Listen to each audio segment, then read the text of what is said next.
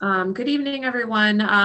Welcome to this evening's planning board meeting starting at 6 p.m. via Zoom. It's Tuesday, January 11th, 2022. Happy New Year, everyone. Before we begin this evening's meeting, I just wanted to note that if you found us on the Zoom, you know how to access the meeting, but the ability to comment during the meeting will be either via the chat function, or you can also call the planning department or email the planning department during the meeting. We will put the instructions on how to do that in the chat for you to reference during the meeting. I see Member Grove has joined us. That's perfect timing. We'll open with a roll call vote, roll call attendance. Member Croha? Yes, present. here. Member McCamey? Here. Member Grove? Here. Member Kent? Here. And Member Connelly? Here. And Chair is present. Our first public hearing is not scheduled until 6:15. So while we have a couple moments before that, I'd like to jump into the old/new business portion of our agenda. I don't know if the director has any items which she feels would like to bring up. We can just start with the as-built approval, unless there is something else we should start with. I think that's perfect, Madam Chair. I did circulate a staff report to the members earlier today, as well as the as-built plan in your packets. This is for 175 Campanelli Drive. As the board members are aware, we had a series of projects at this particular address. The first one was the fit up for Fire King. Then came the generators and then some subsequent modifications for the other side of the building associated with a separate tenant. So the folks at Edge Gen that did the generator were kind of eager to sort of get their piece closed out. While the other permits are not ready to be closed out yet, we figured this is such a small portion of the site. They did give us an as-built plan. It was built out in accordance with the record plan and the conditions of approval. And we're also holding $1,000 surety that can be released at this time. So noting on the staff report, again, for the record, this report is only related to the generators and not the other portions of this decision. Recommending that in granting as-built approval, the planning board survived conditions 1, 12, 13, 23, 34, 40, 42, 43, 44, 45, 46, and 47. And I also had a discussion with Darren McDonald today over at Braintree Electric Light, just making sure that they're comfortable on all their requirements for the hookups for the generator, the power transmission, and the easements required have been granted. And Beld is satisfied and have no objections to us closing this out at this time. Thank you, Madam Chair. Great, thank you very much. Member Craw, do you have any comments or questions? I do not, thank you. Member McCamey, any comments or questions? No questions. Member Grove, any comments or questions? Can you hear me, Madam Chairman? Yes, I can. Okay, there's a microphone hidden someplace then. Okay, no, thank you. Okay. Member Kent, any comments or questions? None here. Nope. Member Connelly, any comments or questions? No, thank you. This seems pretty straightforward. I don't have any further comments or questions. So it looks like do we need to make 2 votes, or can we do them as a single motion? You can do them as a single motion, Madam Chair. That's completely acceptable. Thank you. All right, so we're looking for a motion to grant as-built approval with the conditions noted in the staff report and to release the as-built surety of $1,000. So moved.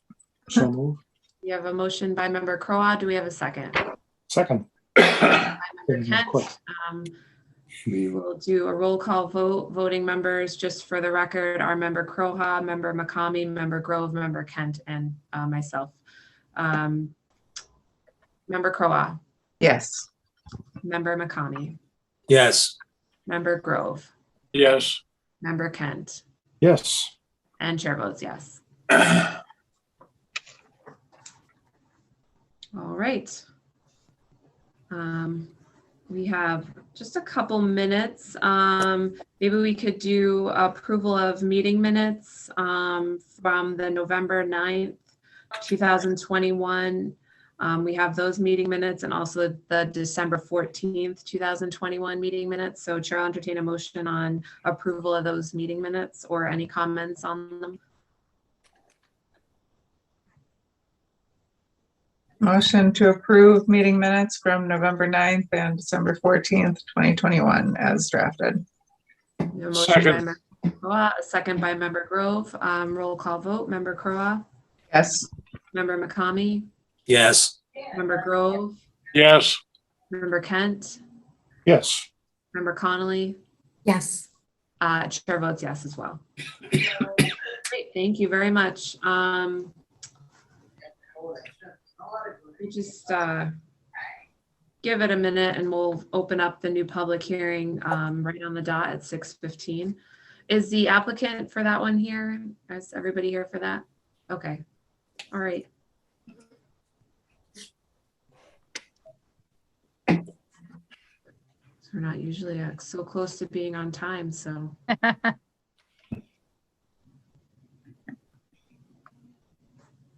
Madam Chair, I'll read the notice and then by the time I'm done, it will be 6:15. Sounds good. If that's okay, thank you.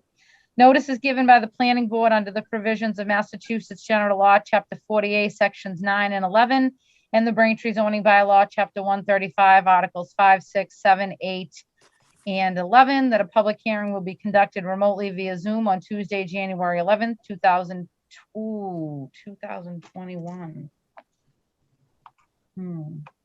2022 at 6:15 p.m. in accordance with Governor Baker's March 12, 2020 order as amended. Said order suspended the provisions of the open meeting law to promote public health and social distancing.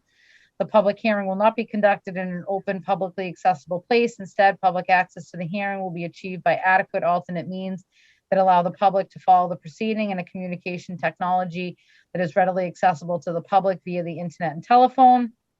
Then we inserted the Zoom information. The planning board will consider a special permit and site plan review application filed by Rodrigo Sequeira and Anna Zavadini. The applicants are each proposing to operate body art establishments in separate 1,200 and 800 square feet suites. The property is located at 140-150 Road, contains 3.11 acres, is zoned highway business, and is shown on the Braintree Assessor's Plan 2056 as Plot 3E, 3F, and 3H. To review the application, Department of Planning, Community Development, Town Hall at 1 JFK Memorial Drive on Monday, Wednesday, and Thursday from 8:30 to 4:30, 8:30 to 7, and Friday from 8:30 to 1 on the town's website. Thank you. Great, thank you very much. So if we could just have whomever's here on behalf of the applicant, just introduce yourself and a brief overview of the project would be great to start. And then we'll ask staff to just review the process and the review they've done to date. And then we'll open up to the board and the public for commentary. So applicant can feel free to take it away. I'm Chris McDonald. I'm actually helping both Anna Zavandini and Rodrigo Sequeira. And my apologies, a little bit of technical difficulty, so I switched over to the phone because the computer crashed on me again. So the two applicants are actually looking for a special permit for the property of 140/150 Wood Road. They're both looking to perform body art, or in this case, permanent makeup, microbrow, microblading, and lip blush, as well as a few kind of paramedical procedures that Anna does as well, nipple reconstruction and things like that as for a medical purpose. Both of them have gone through and done the initial application, waiting to get the license from the board. And I know that I did have a chance to review Melissa's report, and I think we're able to address many of them. Some of the items are going to need to be addressed by the owner of the building, and I will work with him. I do have a meeting scheduled with him on Thursday morning because there are some changes that were made along the way. I'm not sure whether it was him or the previous owner to the overall landscaping plan or the lack of. There was some areas of bushes and shrubs that have been taken out, and there's a little bit of a question as about the ratio of the land in the parking.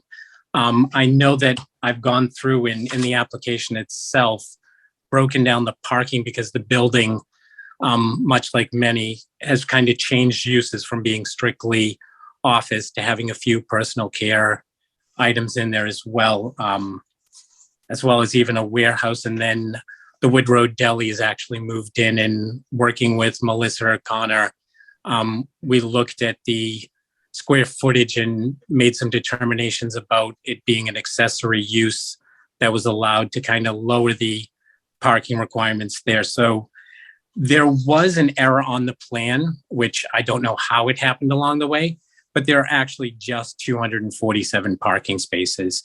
I know at one point on the plan, it adds up to 251. I'm not sure how they made that mistake. I think everything that needs to be covered is pretty well covered within the application. This particular body art isn't quite the typical tattoo scenario. I know there's 2 other places in Braintree that have been approved for it in the past. And it's more of a permanent makeup that it is. And even then it should be considered semi-permanent because it doesn't quite pierce the second inner layer of skin. It's just kind of within the initial layers. So it does fade, it does go away. It's a little bit less intensive than a tattoo. And it's becoming a little bit more commonplace. I don't know if anybody's familiar with the procedure. I know with the other 2 places that were approved, it was probably looked at a little closer back then, becoming a little bit more common these days. Most of the concerns that have come up or came up in Melissa's report, I know that one of the things she mentioned was lighting. I was there earlier this afternoon. There are 2 sodium vapor lights that are installed onto 150 aimed at the parking in the front, one of them at 140. In the island area between the 2 buildings, there is an exterior light as well. There are some parking things that could probably be the signs made a little bit bigger, which might need a little bit of tweaking. There is an entrance only and an exit only sign. They are a little smaller, but I think with the sign for the building itself, it's fairly clear. The sign may need to be turned and repositioned so it's a little clearer as you're coming around the corner on Wood Road.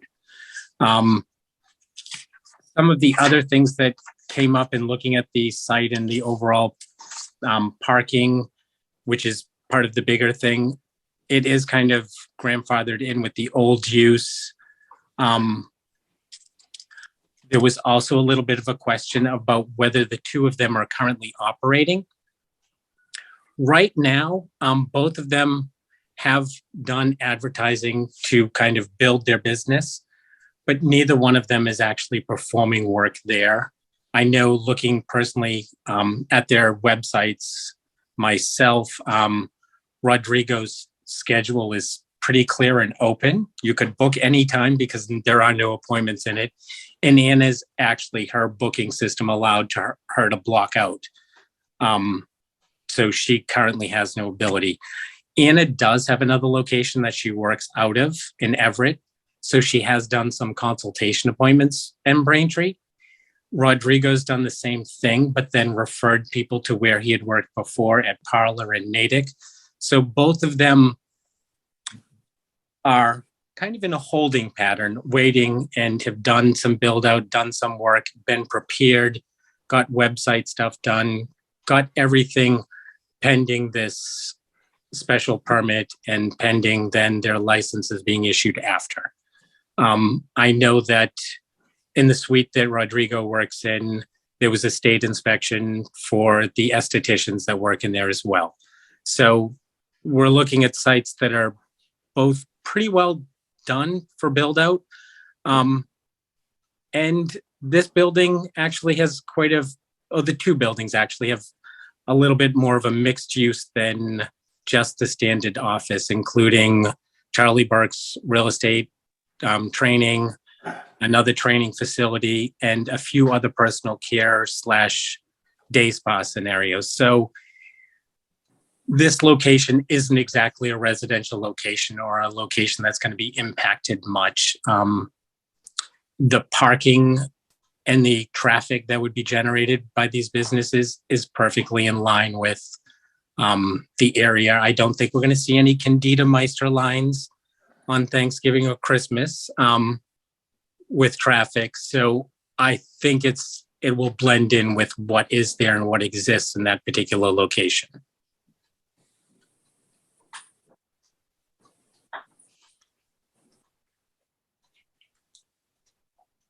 Great, thank you so much. If I could just ask staff to kind of just go, maybe do a brief run through of the staff report. I think you had touched on some of the items that you're working with the town on. So just an overview of the staff report, and then we can open it up for commentary. Just as a reminder to the public who might be interested in speaking on this application, this is a public hearing. We will look for public comments during this time. So if you have any, just notify us and we'll make sure that you're heard. Thank you, Madam Chair, and thank you to Chris for his introduction there. Myself and Connor have been working with Chris, Rodrigo, and also Anna. Anna was the first one that kind of approached us about doing this there and gave her some guidance. She was very focused on the business aspect of it, didn't really pull together the permitting part of it. Chris came on the scene. He knows what he's doing. He's kind of guiding Rodrigo and Anna to get the special permit. They did submit the application, which was very comprehensive. Most of the items in the staff report are really larger issues that are related to the property owner and sort of the outside of the building. I had a discussion with Chris today and we went over those items. He's going to be talking to the property owner, and I suggested that I make myself available for a meeting as well so that we can go over these things and answer any questions. Also available to speak to the engineer about any little things that need to be added to the plans as well. I did go over yesterday to visit the suites. Anna's was not open. She's not practicing out of there, but I got to peek in the door. And from what I saw, it looked very, very nice.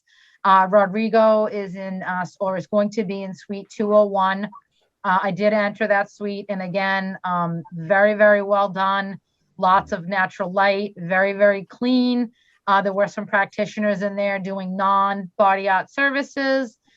Just kind of looked around and made my way back to the office. So the proposed locations these really aren't an office building. As Chris had pointed out, there's a variety of different users in there, broken up into small suites that range, I think, from about 600 square feet to about 5,500. So it's kind of a little bit of a, it was interesting. I think I said to Chris today, these practitioners don't want to be in a strip mall, but they don't really belong in a medical building, but they're kind of sort of in between, and they've created these areas that are very private and very individualized to have these services done very privately. All the rooms are closed. You can see in with glass and whatnot and portions of them, but just very well done. I can't say enough about how nice or pleased I was when I visited the property.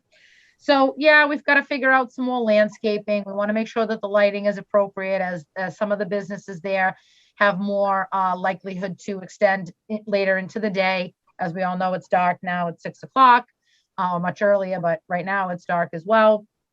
And just making sure that the site itself is appropriately managed and laid out for these types of uses. So what I had suggested to Chris earlier today that I was going to be discussing with the board, obviously there's going to be some time associated with the property owner being able to get a landscaping plan done.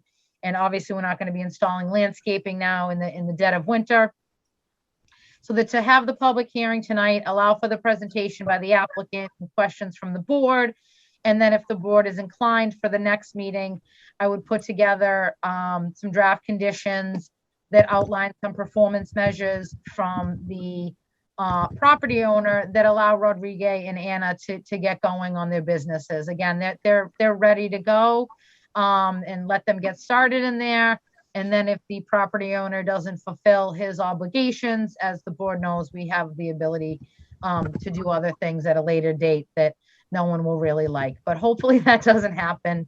And we can get these people up and running, and then sort of fine tune a couple of the site aspects highlighted in the staff report. So nothing major, just things that need to be addressed in order to make sure we're in compliance as we move forward and hopefully issuing these additional special permits. Thank you, Madam Chair.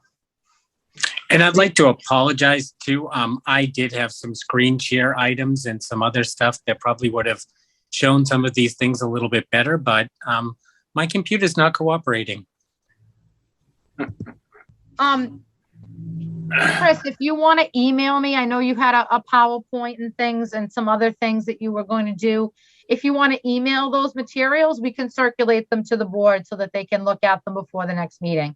That's fine. Perfect. Thank you very much. Yep. Great, thank you very much. Yeah, it sounds like things are, working through some details, and what we can do real quick is just kind of see if there's any concerns that the board has between now and the next meeting. We can just we'll just go through kind of the board members, and then again, if anybody from the public has any commentary, please either raise your hand or use the chat feature to alert us of your comment. Member Croha, do you have any comments or questions right now? I like the director's suggestion of doing the draft conditions with the requirement based on the owner. That was my thought when reviewing it, was I would hate to hold up a small business tenant based on something that's clearly beyond his scope and probably doesn't have the ability to do anything about, even if the cost benefit was there, being inside of the building tenant. But that's really my only comment. I didn't have any other concerns with it. Great, thank you. Member McCamey, any comments or questions? Yeah, thank you, Madam Chair. Just to build on what Member Crowe just mentioned, as the board knows, we've had other recent projects which have historical issues, which have prevented other projects from going forward. But I'm just going to ask the director, so we don't really see any deal-breaking things on this at the moment. At this moment, Member McCamey, again, I think that there's if there's a willingness for the property owner to take care of the items in the staff report, again, they're not major items, then I don't think there should be any problems. Early on, we had some concerns about the parking, but as you can see, the analysis in the staff report, the change in some of these, we permit these, actually, we don't even have permits for these buildings, but we say, okay, 140, 150, office buildings, 5 stories, the basement's fully usable.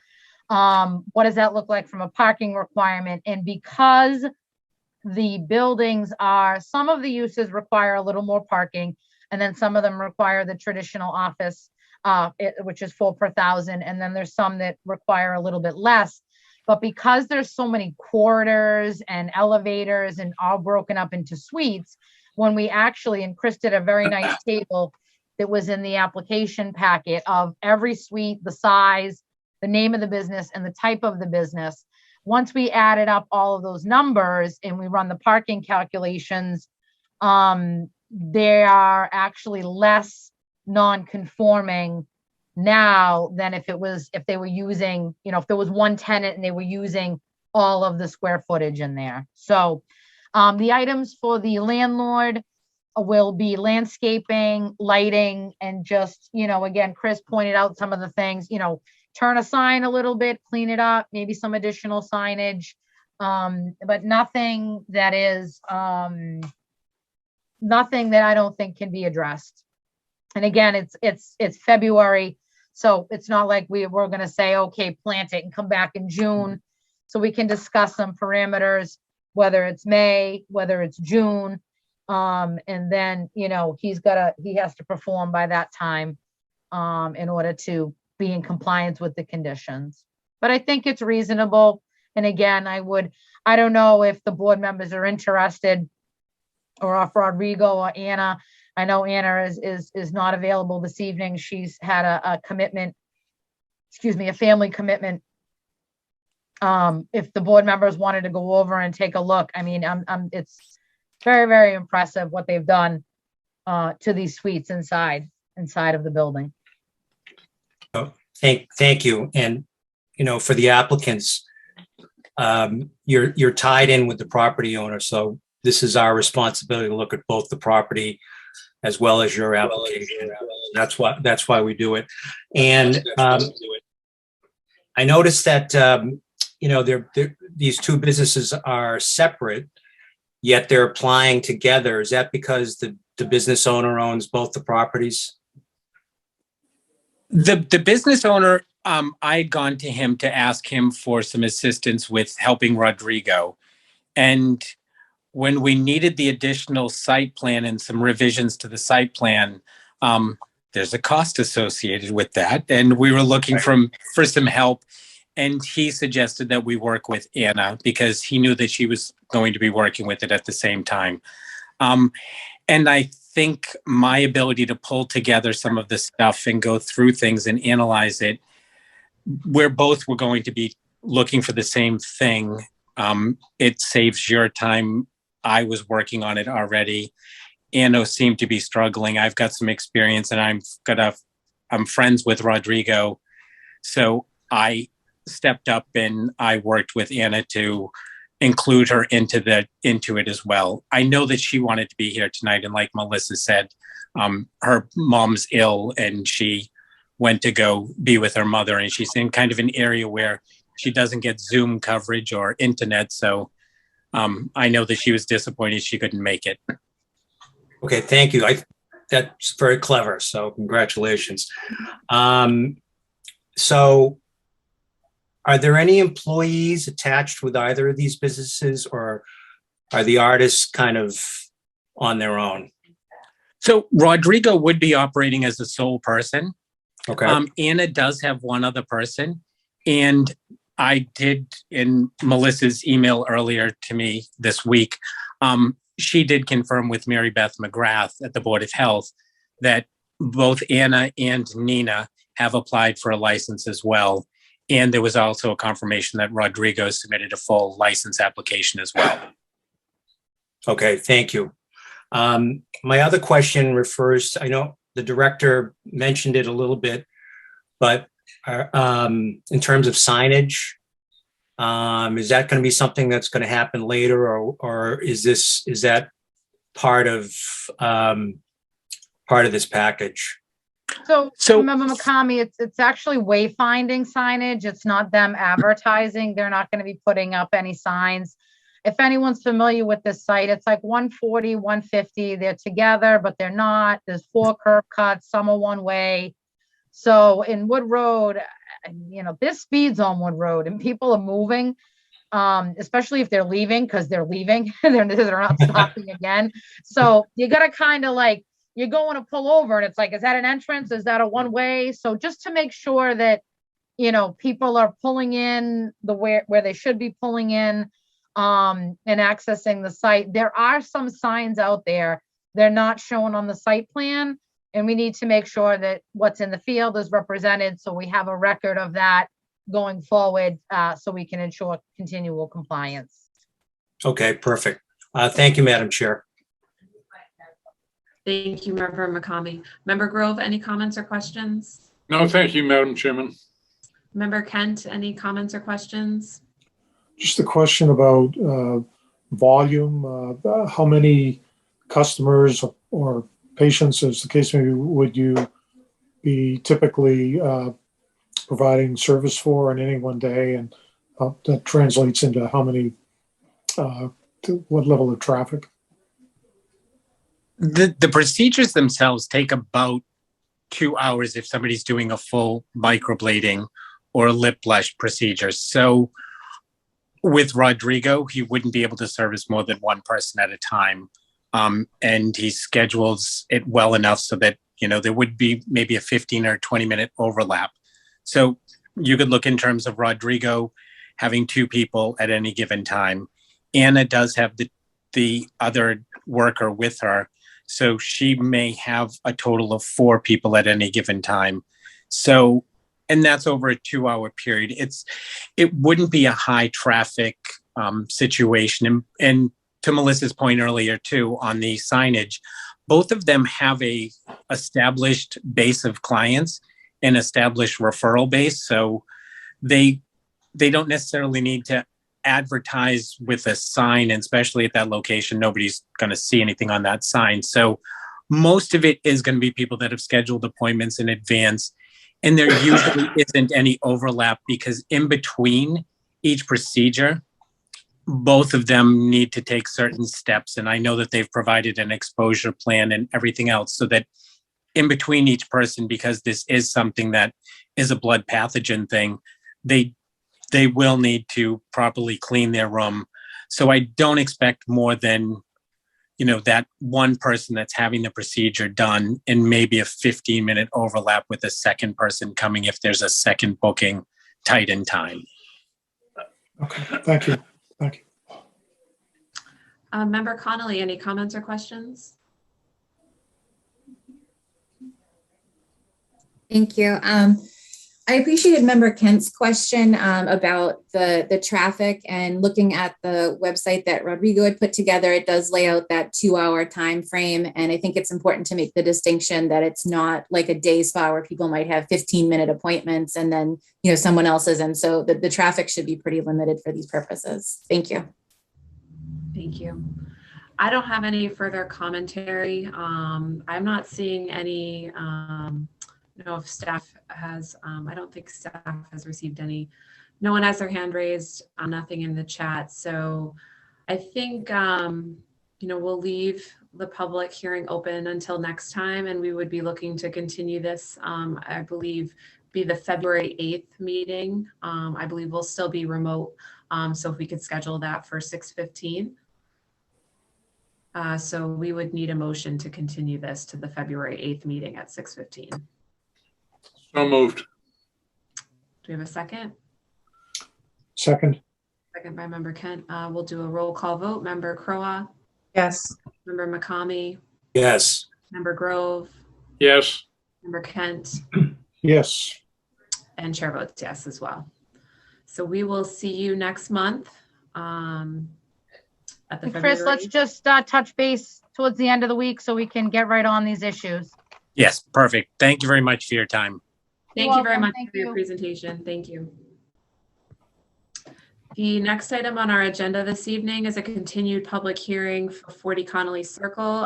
It is noted that this matter will be continued without testimony. Will we be continuing this to the February 8th meeting as well? That's Yeah. correct, yes. Do we need a motion to do that? Yes, please. So we So need moved. all right, do we have a second? We have a motion by Member Grove, Second.